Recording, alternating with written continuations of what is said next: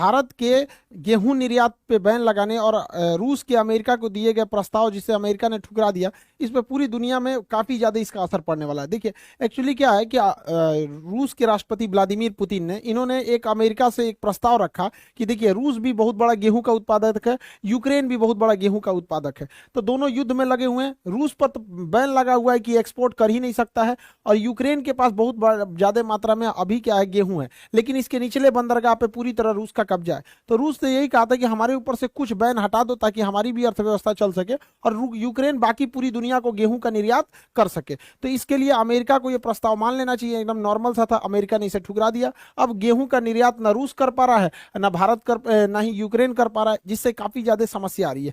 इन दोनों देशों के पास इतना ज्यादा मात्रा में गेहूं आता कैसे? तो समझिए इन दोनों ये जो दो देश हैं, इनके गेहूं को जब से बैन लग गया लड़ाई की वजह से, तो गेहूं का रेट 33% बढ़ गया इंटरनेशनल मार्केट में।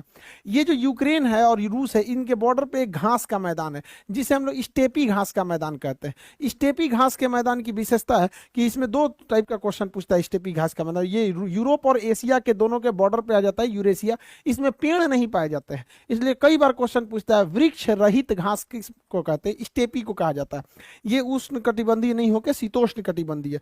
तो यहाँ पर ये इसके यहाँ पर गेहूं के उत्पादन के लिए काफी अच्छा क्लाइमेट मिल जाता है, इसलिए इसे दुनिया का ब्रेड बास्केट कहा जाता है, रोटी का कटोरा हो जाता है। इसे यूक्रेन को कहा जाता है स्टेपी घास का मैदान। लेकिन याद रखिएगा, स्टेपी घास का मैदान ये तो एशिया वाला एरिया आ जाता है, ये यूरोप वाला, तो इसलिए इसे यूरेशिया भी कहा जाता है। कहेगा स्टेपी घास का मैदान तभी यूक्रेन होगा, लेकिन कह देगा स्टेपी मरुस्थल तो कजाकिस्तान हो जाता है। इसलिए इसका थोड़ा ध्यान से रखिएगा, गड़बड़ मत कर दे यहाँ पे। तो यह इस वजह से गेहूं का उत्पादन पूरी तरह से उत्पादन कर रहे हैं, मतलब व्यापार जो है इंटरनेशनल मार्केट में पूरी तरह से ठप पड़ गया है। और उसके बाद क्या है कि फर्टिलाइजर, गेहूं के उत्पादन में कहीं पे भी फर्टिलाइजर की ज्यादा जरूरत पड़ती है, तो उन फर्टिलाइजरों के उत्पादन में सबसे आगे था रूस। और इस युद्ध के माहौल में रूस के फर्टिलाइजर उद्योग भी बंद हो गए, इसलिए दुनिया को जब खाद ही नहीं मिलेगा तो उस कंडीशन में गेहूं का उत्पादन क्या होगा? इसलिए दिनों दिन गेहूं का रेट बढ़ते जा रहा है। और फर्टिलाइजर बहुत ज्यादा जरूरी होता है किसी भी फसल को बड़े मात्रा में उत्पादन करने के लिए। अब इसी को देखते हुए भारत ने रूस से तो फर्टिलाइजर भारत खरीद लिया, क्योंकि बाटा सिस्टम यानी विनिमय सिस्टम के तहत रूस को हम सामान के बदले में पैसा नहीं, बल्कि कुछ सामान रूस हमें दे रहा है और हम लोग कुछ सामान रूस को दे दे रहे हैं। तो बाटा सिस्टम के तहत हम लोग तो व्यापार कर सकते हैं। लेकिन हमारे वैज्ञानिकों ने एक बहुत बेहतरीन काम किया है कि उन्होंने पहले जो नीम कोटेड यूरिया था, यूरिया जो होता है सफेद रंग का होता है यूरिया, ये इसे छिड़का जाता है, तो इसका कई ज्यादा ब्लैकमेल हो जाता था यूरिया का। तो इसमें क्या किया गया, नीम का वो मिला लिया गया, कड़वापन, जिस वजह से इसका ब्लैकमेल नहीं हो पाता था, खेत में ही यूज हो पाता था। लेकिन वो बहुत ज्यादा मात्रा में छिड़कना पड़ता था और ये काफी महंगा हो जाता था। ये लगभग राउंड द फिगर ये 400 के आसपास में यूरिया का प्राइस है, लेकिन इंटरनेशनल मार्केट में ये सरकार को पड़ता है बहुत ज्यादा महंगा यूरिया। लगभग 3000 से 4000 के बीच में सरकार खरीद के सब्सिडी देके किसानों को देती है यूरिया का भारत में। तो इसका इफको नामक संस्था जो है भारत में खाद्य उत्पादन यही इसी के कंट्रोल में रहता है। इसने एक नए टाइप का यूरिया बनाया है, दुनिया में पहली बार nano urea. Nano urea particle जबरदस्त इसलिए है क्योंकि यह महज आधा लीटर से 1 एकड़ जमीन में इसके यूरिया का छिड़काव किया जा सकता है। और आधा लीटर 250 रुपया खर्च आएगा, 250 में 1 एकड़ किया जा सकता है, यानी जहां 50 बोरा लगता था वहां आधा लीटर लगेगा। अब इससे क्या है कि अब जब आधा लीटर ही खरीदना है तो महंगाई ज्यादा मायने नहीं रखती है, जब क्वांटिटी ज्यादा खरीदना है तब ना आदमी महंगा खरीदता है। तो हम लोग इसको मतलब आधा लीटर से 1 पूरे एकड़ तक हम लोग यूरिया का छिड़काव कर सकते हैं। और इसे छिड़कना पड़ता है क्योंकि लिक्विड फॉर्म में रहेगा। यहाँ पर किसी भी फसल के लिए क्वेश्चन हमेशा याद रखिएगा कि जब खेती करते हैं और उसमें खेती में जब फसल लग जाती है खेती के लिए, तो उसमें नाइट्रोजन, फास्फोरस और पोटेशियम, ये 3 चीजों की जरूरत होती है, जिसमें सबसे ज्यादा नाइट्रोजन 4 गुना होना चाहिए और 2 गुना फास्फोरस और एक हिस्सा उसका पोटेशियम होना चाहिए। NPK, नाइट्रोजन, फास्फोरस और पोटेशियम, ये रेशियो होता है। लेकिन जब बीज बोया जाता है खेती के लिए तो वो अलग हो गया, लेकिन जब बीज बोएंगे तो उसमें भी नाइट्रोजन, फास्फोरस और पोटेशियम चाहिए होता है। तो वहां नाइट्रोजन कम चाहिए होता है और नाइट्रोजन से 2 गुना फास्फोरस चाहिए होता है और फिर 1 हिस्सा होना चाहिए पोटेशियम आपका। तो याद रखिएगा ये क्वेश्चन पूछेगा, बीजारोपण के समय सबसे ज्यादा किसकी जरूरत होती है? तो फास्फोरस। फास्फोरस की पूर्ति जो होती है DAP से होती है, डाई अमोनियम फास्फोट। DAP से फास्फोरस की पूर्ति होती है। और यहाँ नाइट्रोजन की पूर्ति यूरिया से होती है, 46% यूरिया में नाइट्रोजन होता है। तो खेती के लिए सबसे ज्यादा जरूरी है नाइट्रोजन, ये यूरिया में नाइट्रोजन मिल जाता है। जाता है। और बीज बोते समय सबसे ज्यादा फास्फोरस की जरूरत है, ये तो बहुत महंगा है, लगभग 1500 के आसपास डीएपी का बोरा है। तो भारत के वैज्ञानिकों ने बहुत सराहनीय काम किया है, जिससे कि अभी इस समस्या से हम लोग निजात पा सकेंगे। और इस सब को देखते हुए गेहूं का जो प्राइस बढ़ रहा है, तो भारत सरकार ने प्राइवेट कंपनियों पर बैन लगा दिया है कि अब वो गेहूं का निर्यात विदेशों में नहीं कर सकती। अब किसी भी देश को भारत से गेहूं खरीदना है तो दुकानदार या फिर बिजनेसमैन से नहीं खरीद सकते हैं, गवर्नमेंट टू गवर्नमेंट डील करनी पड़ेगी, तभी गेहूं मिलेगा। ये एक लंबा प्रोसेस हो जाता है। हम फ्रेंडली कंट्री को ही दे सकते हैं, लेकिन अगर व्यापारियों से खरीदना रहता है तो उसमें कोई खास दिक्कत नहीं आता है। अब गेहूं के निर्यात रुक जाने से पूरी दुनिया में इसके प्राइस बढ़ते जा रहे हैं, खास करके अफ्रीका अन्य देशों में, कई देश में जहां पर गेहूं का उत्पादन नहीं होता है, जैसे इंडोनेशिया को निर्यात नहीं हो पाएगा, मलेशिया को नहीं हो पाएगा, जिस वजह से वहां पे काफी सारे समस्याएं आ जाएंगी वहां पर। इससे के लिए आईएमएफ जो है भारत सरकार से भीख मांग रहा है। लिटरली वो क्या कह रहा है कि हम बेग मतलब हम भारत से भीख मांग रहे हैं कि आप गेहूं के निर्यात को जल्दी से जल्दी ओपन कीजिए, ताकि अन्य जगहों पर गेहूं की किल्लत ना हो जाए। क्योंकि जैसे जैसे गेहूं का किल्लत आएगा, इकोनॉमी दूर, अर्थव्यवस्था चौपट होगी, तो लोग आईएमएफ के पास दौड़ेंगे। ये आईएमएफ पे भरोसा मत कीजिएगा, ये चोट्टा पूरी दुनिया को ये मतलब ये हमेशा अपना फायदा सोचता है और अमेरिका के हिसाब से चलता है। आईएमएफ की कहानी हम आपको बताते हैं। 1991 में भारत की स्थिति इतनी खराब थी कि महज 15 दिन का हमारे पास पैसा बचा हुआ था। जो हाल श्रीलंका का आज है ना, उससे भी बुरा हाल हो गया था हम लोग का 1991 में, 1991 में, 1991 में। उस समय प्रधानमंत्री पीवी नरसिम्हा राव थे और वित्त मंत्री मनमोहन सिंह थे। पीवी नरसिम्हा राव का दिमाग ही हिल गया, क्या करना चाहिए। उन्होंने सारी जिम्मेदारी वित्त मंत्री मनमोहन सिंह के ऊपर दिया था और हम लोगों को अपने रिजर्व बैंक का सोना गिरवी रखना पड़ा था, तब जाके हम लोग को पैसा मिला था। और आईएमएफ ने हमें शर्त रखा था कि आप अपने यहाँ लिबरलाइजेशन कीजिएगा, यानी विदेशी कंपनियों के साथ भेदभाव नहीं कीजिएगा, उनको भी बराबर का मान्यता दीजिएगा। प्राइवेटाइजेशन कीजिएगा, प्राइवेट कंपनियों को भी आने दीजिएगा। ग्लोबलाइजेशन मतलब होगा कि विदेशी कंपनियों को आने से नहीं रोकिएगा। एलपीजी, लिबरलाइजेशन, प्राइवेटाइजेशन, ग्लोबलाइजेशन किए, ये शर्त माना, तब हम लोगों को कर्जा मिला। और उसके बाद से हम लोगों ने धीरे धीरे उसे अर्थव्यवस्था को पटरी पे लाना चालू किए थे। तो उसी समय मनमोहन सिंह का, आज भी देखिएगा कई सारे पॉलिटिशियंस को, वो किसी पार्टी को भले बोल सकते हैं लेकिन पर्सनल मनमोहन सिंह को नहीं बोलते लोग, क्योंकि उस समय 15 दिन का ही महज पैसा बचा था।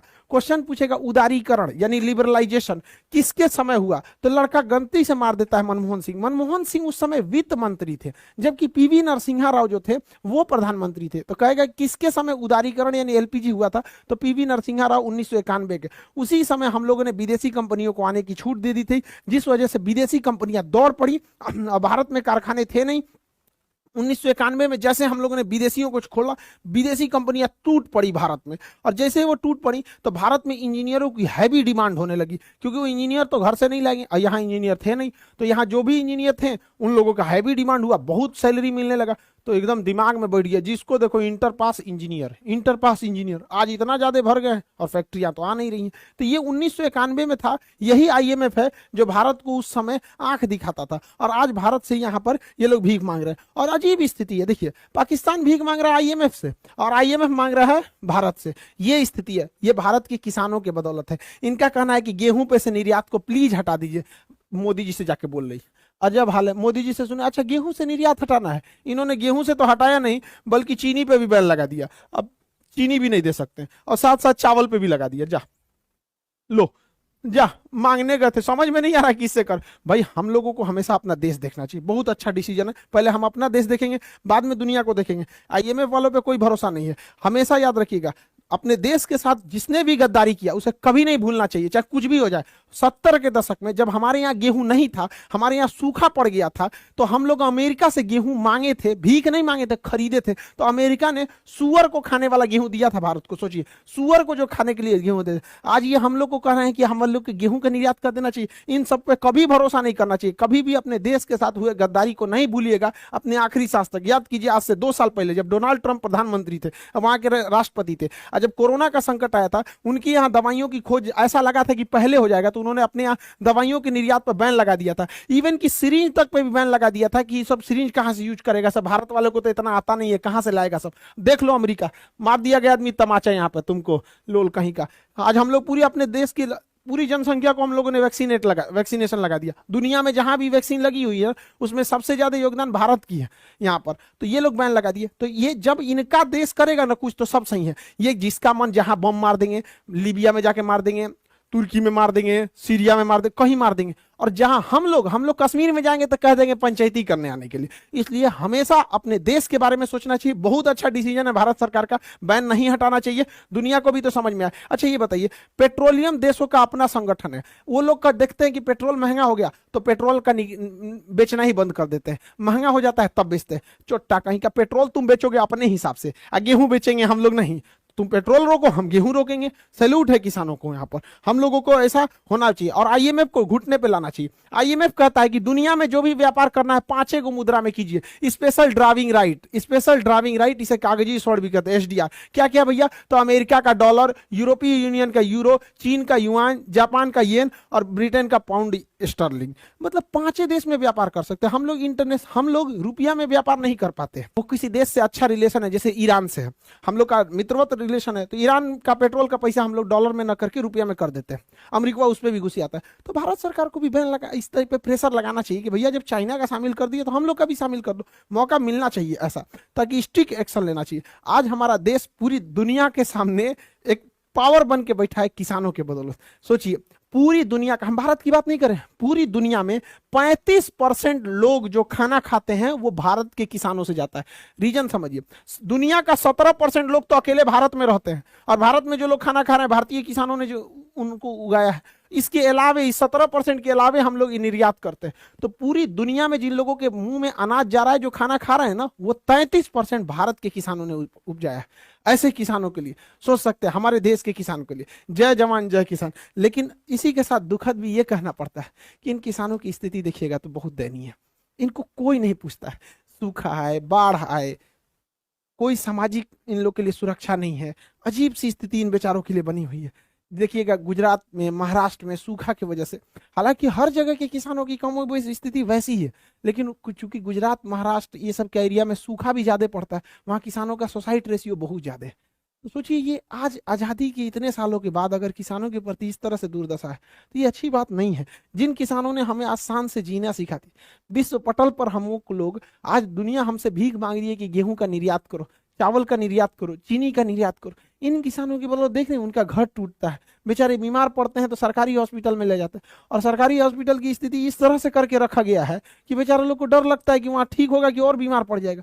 देखिए, इस तरह से स्थिति हो गई है, बड़ी दयनीय है। जरा सोच सकते हैं, पूरी दुनिया का 33% लोगों का ये खाना खिला, ये हाल है इन किसानों का। इन किसानों को भी सोचना चाहिए। बुढ़ापे में जो उम्र थी अब घर पे बैठने की, बाबा अब क्या बताएं हम आपको।